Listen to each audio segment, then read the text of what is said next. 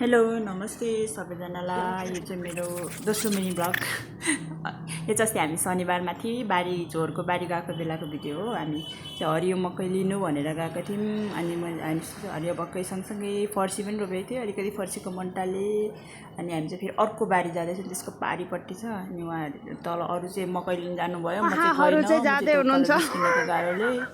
अनि त्यहाँबाट फेरि अर्को बारी जाँदै हुनुहुन्छ, बहिनीहरूको बारी जाँदै हुनुहुन्छ कि रोडभन्दा माथि छ बहिनीको बारी जाँदै हुनुहुन्छ तिनजना। म चाहिँ नगएको उक्लिनु गाह्रो भएर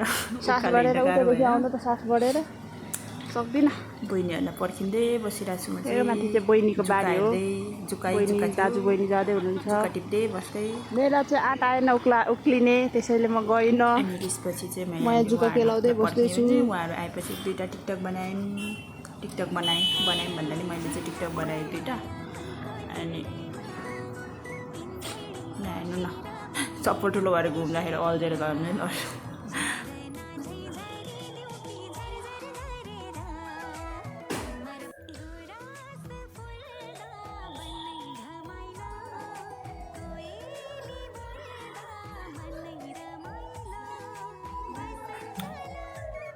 दुईवटा टिकटक बनाइसक्यो, तिनवटा बनाएको थियो होला, एउटा चाहिँ अपलोड गरेको छैन। तिनवटा टिकटक बनाइसकेपछि चाहिँ हाम्रो बारीबाट देखिने ठ्याक्कै तल देखिने काठमाडौँ सहर हो। तर अहिले चाहिँ ओ माइ गॉड यसोले गर्दा बादलले गर्दा राम्रो देखाएको छैन, तर कस्तो राम्रो देखिन्छ।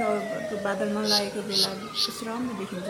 हाम्रो बारीबाट देखिने ओभरभ्यू यस्तो छ, राम्रो देखिन्छ। यति नै आजलाई, धन्यवाद, बाई बाई।